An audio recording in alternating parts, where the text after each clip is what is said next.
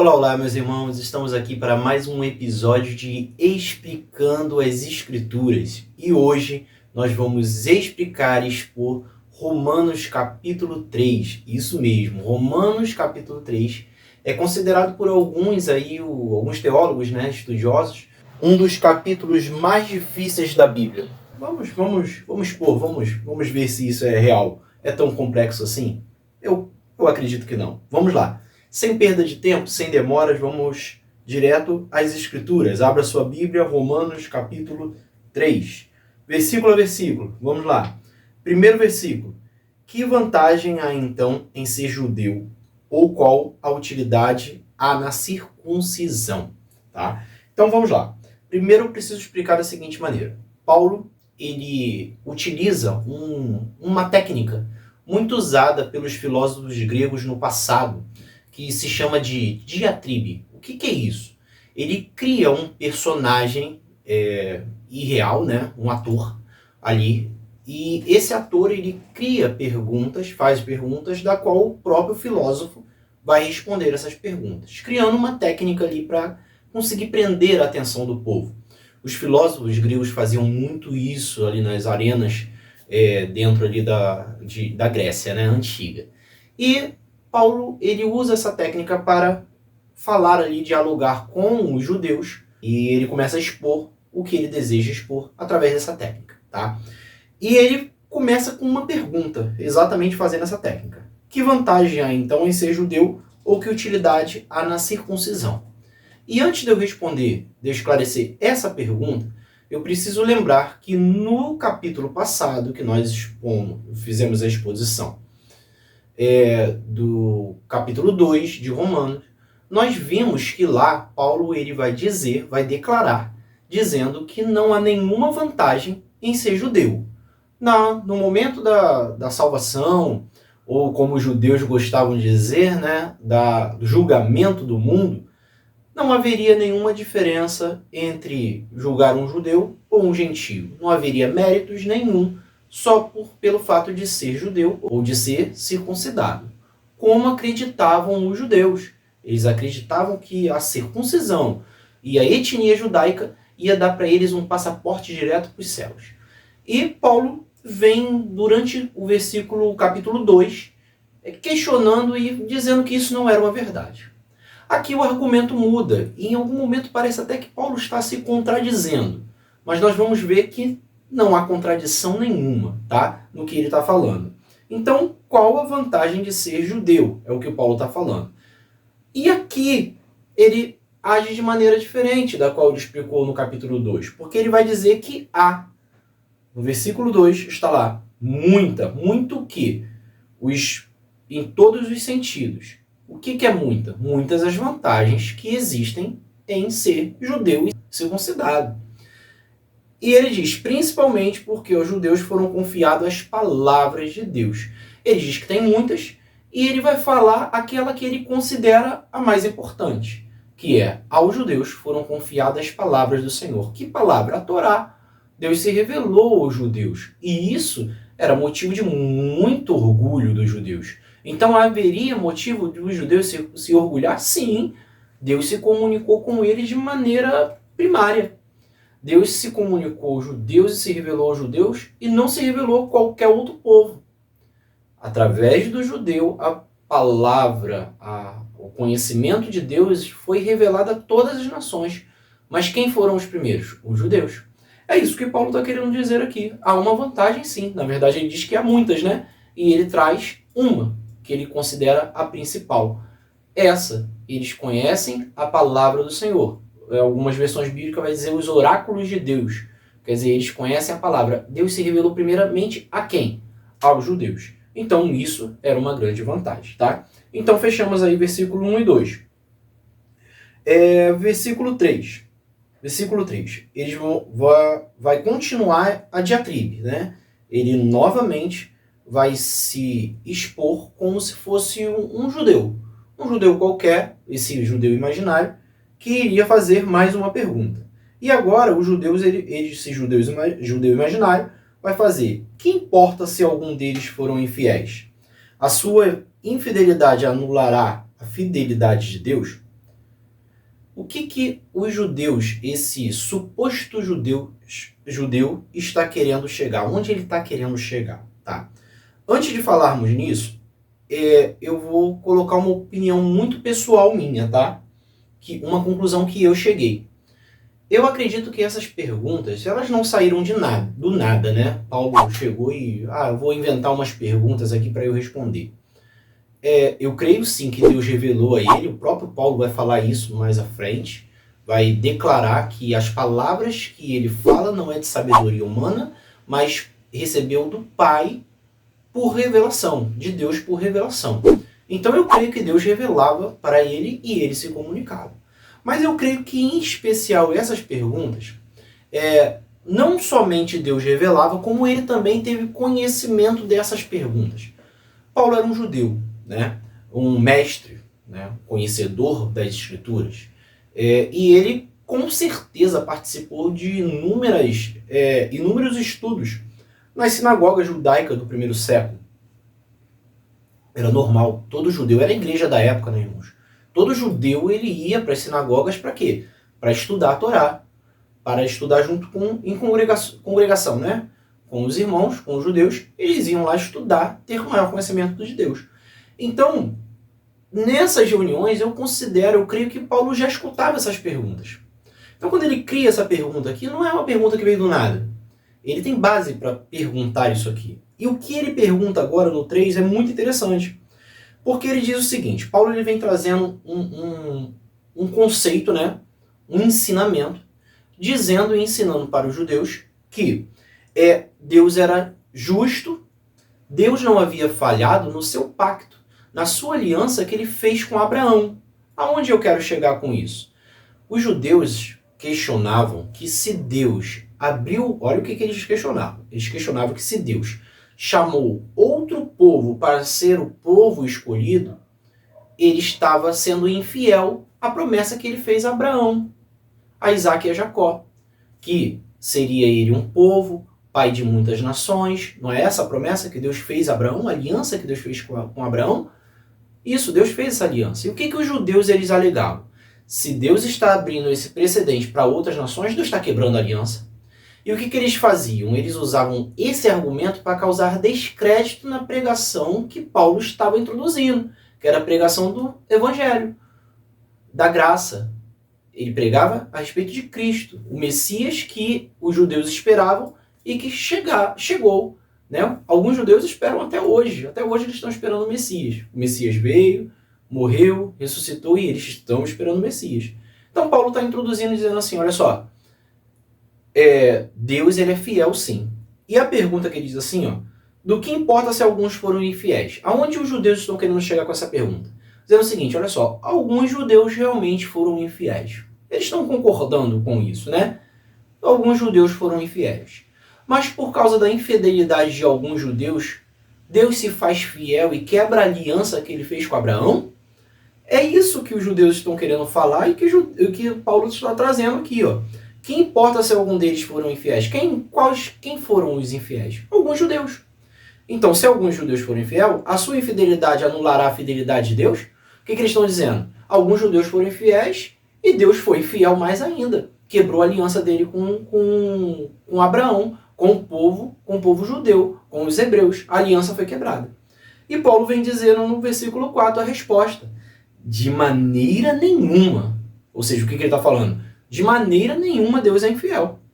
Deus não foi infiel. Seja Deus verdadeiro e todo homem mentiroso, como está escrito. De modo que são justas as tuas sentenças e prevalece quando julga. Paulo, ele é assertivo. Ele traz uma mensagem, né, uma palavra de Davi, no Salmo 51. Esse, de modo que são justas as tuas sentenças e prevalece quando julga. Por quê? Porque os judeus poderiam desconfiar, tentar ocasionar e trazer descrédito à pregação que Paulo estava pregando. Mas eles jamais iriam querer, em algum momento, duvidar da palavra do saudoso rei Davi, da qual eles admiravam tanto. Do melhor rei que Israel teve. Eles acreditavam fielmente em tudo que Davi falava. Então, Paulo estrategicamente mostra para eles, olha só, Davi falou isso aqui. Então, como pode ser Deus injusto? Se todo mundo, olha o que ele fala aqui, ó. Deus seja verdadeiro e todo homem mentiroso. Ou seja, por mais que todo homem venha falhar, todo homem venha ser falso, todo homem do mundo possa ser mentiroso. Deus não é mentiroso. Deus não é falso. Olha o que Davi disse, ó. Que Deus é justo.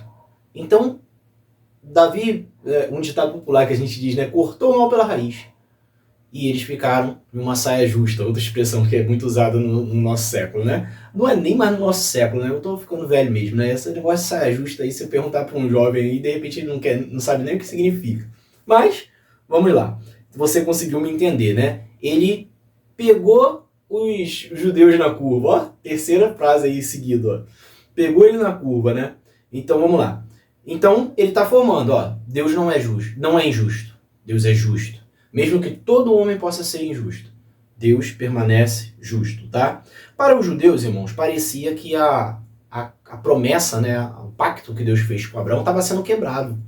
Com essa nova mensagem de Paulo, parece que Deus quebrou o pacto, a aliança que ele fez com o povo judeu. Mas Deus não quebrou o pacto. O que aconteceu, na verdade, foi que Deus tinha um propósito muito claro com os judeus. Eles seriam um povo da promessa, o povo ao qual Deus iria se revelar a eles, e eles tinham uma missão. Eles seriam os mensageiros das boas novas. Eles tinham que anunciar que o Messias viria e anunciar as boas novas de salvação. Só que os judeus falharam nessa missão. E Deus, ele abriu um precedente para que os gentios entrassem nessa promessa, né? Nessa missão, para que, através de todos os povos, né, daqueles que reconhecerem Cristo como Salvador, o Evangelho pudesse ser pregado. Por quê? Porque os judeus foram incapazes, incompetentes e não conseguiram cumprir a missão. E agora eles chamam Deus de injusto porque Deus chamou os outros povos. Então não faz nenhum sentido o que os judeus queriam, onde eles queriam chegar. Vamos seguindo, que tem mais coisa. Versículo 5. Mas se a nossa injustiça ressalta de maneira ainda mais clara a justiça de Deus, que diremos? Que Deus é injusto por aplicar a sua ira? O que os judeus estão querendo falar? Olha só.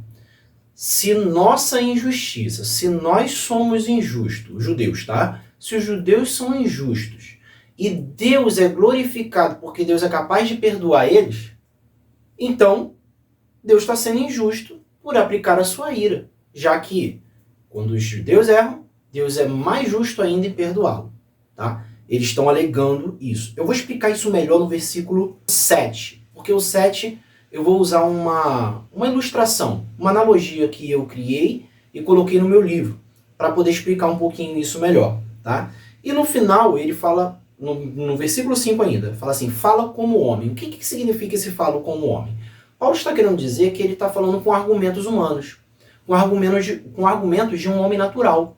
Não de um homem convertido a Cristo, mas de um homem natural. Um homem que pensa de maneira natural. É isso que ele está querendo dizer. Tá? E no versículo 6 ele responde às perguntas do 5. Né? Ele diz novamente, claro que não. Se fosse assim, como Deus haveria de julgar o mundo? Por que ele fala isso aqui? Se fosse assim, como Deus haveria de julgar o mundo? O que acontece? Todo judeu acreditava fielmente que um dia Deus voltaria para julgar todas as nações. Isso era indiscutível para o judeu. Todo e qualquer judeu aprendia desde novinho nas escolas judaicas. Deus virá julgar as nações. Isso era claro para ele. Claro, eles tinham certeza disso, plena convicção disso. Então Paulo, conhecendo esse argumento e esse conhecimento que eles tinham, Paulo vai dizer, claro que não. Como que Deus vai ser injusto se vocês sabem muito bem que no final das contas ele vai julgar todas as nações? Se Deus vai julgar as nações, é claro que ele é justo. Então é isso que Paulo está querendo dizer no versículo 6. Tá? Ficou claro, né? Versículo 7.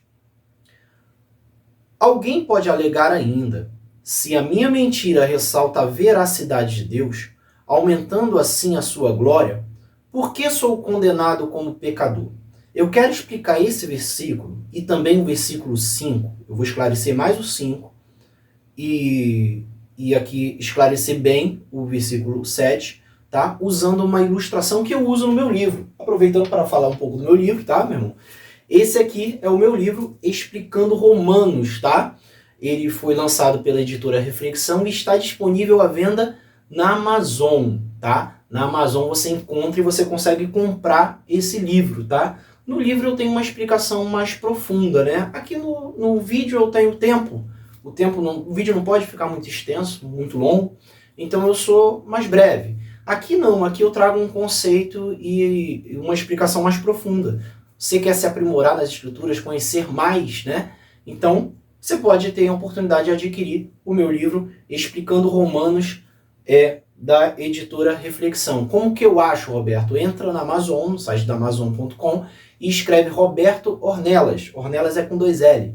Roberto Ornelas. E você vai vir esse livro aqui, da minha autoria, tá? Então, não deixe de fazer isso não, se você quer adquirir lá. Ou então, se você não quer comprar na Amazon, você pode me procurar no Instagram. Meu Instagram é ornelas.roberto, tá aqui abaixo, ornelas.roberto. E você também pode se comunicar comigo lá, sou eu mesmo que respondo. Então você fala comigo e a gente vai dar um jeito de chegar até as suas mãos. Aproveitando que eu estou falando do livro, eu quero apresentar para vocês o meu mais novo lançamento. A Inconfundível Voz do Espírito Santo. Irmãos, todo crente deveria ler esse livro. Esse livro é um manual de como o cristão pode ser conduzido pelo Espírito Santo. Paulo ele afirma, ele garante que os filhos de Deus são guiados pelo Espírito Santo. Romanos 8, Paulo vai falar isso. Mas como? Como que o crente, como que o cristão é guiado pelo Espírito Santo? O Espírito Santo ele deseja nos guiar nas simples coisas, desde as coisas mais complexas, as coisas mais singelas e, ao nosso ponto de vista, as coisas menos importantes. Mas o Espírito Santo ele quer nos dar direção em tudo. Então, através desse livro, A Inconfundível Voz do Espírito Santo, você vai entender como se tornar mais perceptível a voz do Espírito Santo. Tenho a plena certeza que esse livro vai ser um divisor de águas na sua vida. Você pode procurar ele também na Amazon. Esse livro aqui tem na versão, até a data da gravação desse vídeo, né? Ele tem na versão digital. Você pode ler ele ali no seu tablet, no seu celular, tá bom? Na Amazon.com ou me procura no meu Instagram, ornelas.roberto, tá bom? Então vamos lá. Que analogia é essa que você está escrito no teu livro aí? Que suspense é esse, Roberto? Não estou fazendo suspense não. Vamos direto ao ponto. O que Paulo está querendo dizer com isso? Qual a analogia que eu uso? A analogia é o seguinte, imaginemos um casal casado, que uma das partes comete adultério, trai o outro. Aquele que perdoou declara e prova mais amor do que o outro, certo? Quem que provou mais amor? Aquele que traiu ou aquele que perdoou? Evidente, aquele que perdoou. Aquele que perdoou, ele prova o seu amor através do perdão. É isso que os judeus estão querendo falar aqui. Não com casamento, né? Mas Deus em relação ao judeu. Por quê? Porque Deus tinha uma aliança com os judeus. Os judeus falharam nessa aliança. E quando os judeus falham, o que Deus faz? Deus perdoa. Deus perdoa gratuitamente os judeus. E mesmo assim, aqueles que se arrependem, ele traz de volta para ele. Então, Deus, cada judeu que caía, que saía fora da visão e voltava, cada que caía, na verdade, Deus perdoava, e isso deixava ainda Deus ainda mais bondoso, mais misericordioso. Deus era mais glorificado a cada momento que cada judeu caía. E assim até hoje, né, meus irmãos? Quando nós erramos, Deus ele é fiel em nos perdoar, ele é bondoso, ele nos perdoa, ele nos traz de volta. E isso aumenta ainda mais a bondade de Deus, a glória de Deus. Ele fica ainda num pedestal, se é que podemos dizer, né, que Deus pode estar no mais alto, porque a palavra diz que ele está no mais alto sublime trono. Então, Deus é exaltado quando um judeu cai. Por quê? Porque Deus perdoa. E o que os judeus estão querendo dizer aqui? Aquilo que foi colocado na analogia que eu falei, tá? Alguém pode ainda alegar, né? Se a minha mentira ressalta ainda mais a veracidade de Deus, aumentando assim a sua glória, por que eu sou condenado como um pecador? Quer dizer, o que os judeus estavam querendo? Poxa, se tudo que eu faço, Deus é glorificado, até minha queda, Deus é glorificado, por que eu sou condenado como pecador? Como é que eram demais, né? Os judeus eram demais. Vamos lá.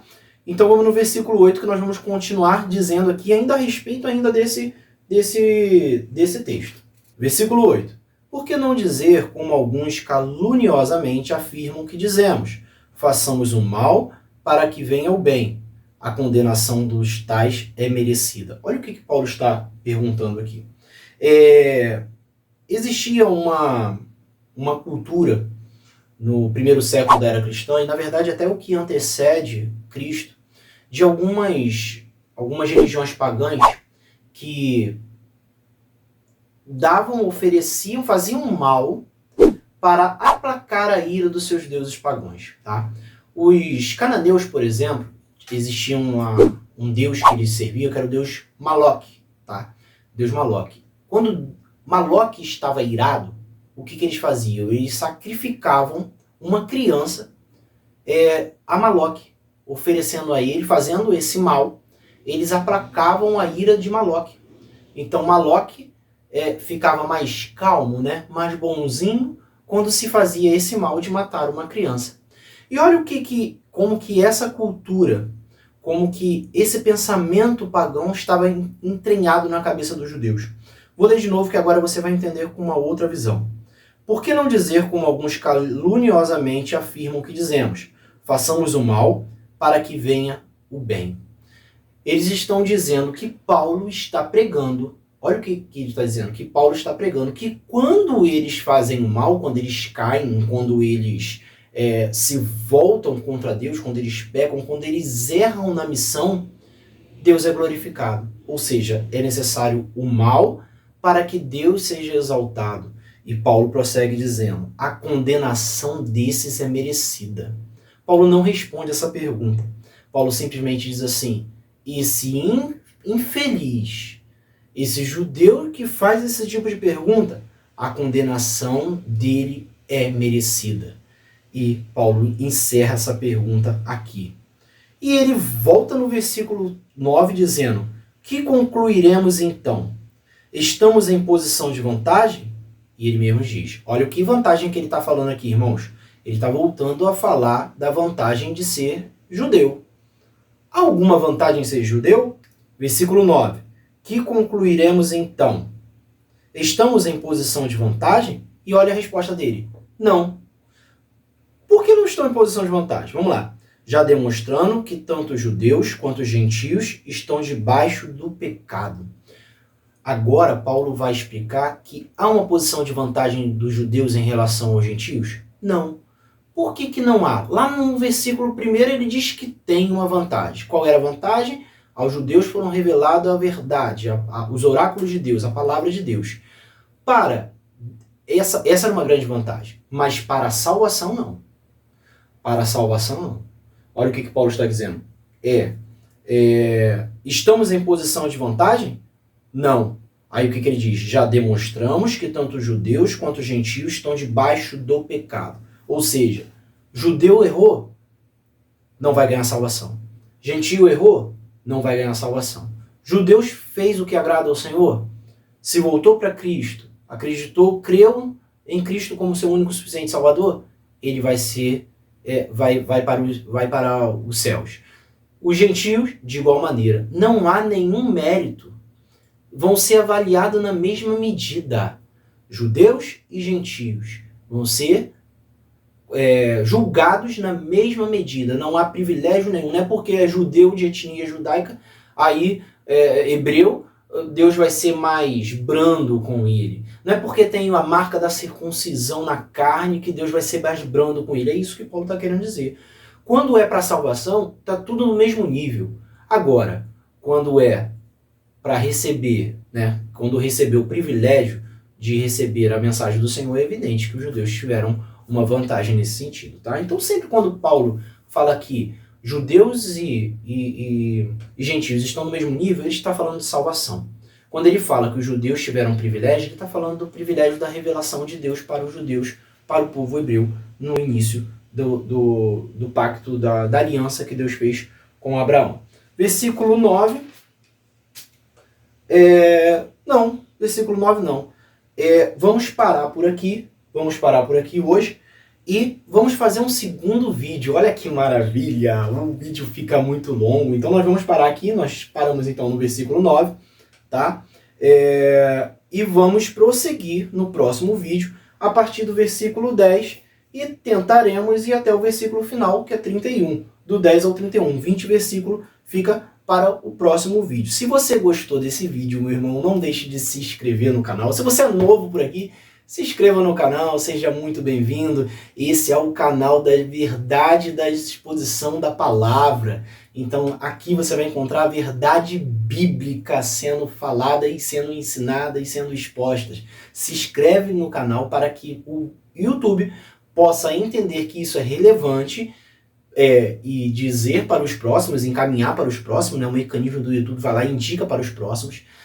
Curta e não deixe de marcar o sininho. Quando você se inscreve, o YouTube ele sempre vai te mencionar quando nós subirmos um vídeo novo no canal, tá? Toda semana nós subimos um vídeo novo no canal e o YouTube ele vai te avisar, tá bom? Então não deixa de curtir, de dar o seu like, faz o seu comentário. Eu leio todos os comentários, tá? Eu não comento porque senão vira uma bola de neve, mas eu leio todos com muito carinho. Se você tem experiência, quer agregar alguma coisa, informação, eu tenho certeza que você tem uma experiência, comenta aqui embaixo, diga, eu gostei, os judeus realmente são condenados e se errarem, os gentios foram, pela misericórdia do Senhor, abraçados por Deus, e nós estamos aqui, né, irmão, porque nós somos os gentios também, né? Os gentios, porque Deus, com a sua infinita misericórdia, enviou Jesus e nos abraçou e nos incluiu na missão de pregar o evangelho a toda criatura. Meus irmãos, vamos parar por aqui. Um grande abraço a todos. Fique com Deus. Tchau, tchau.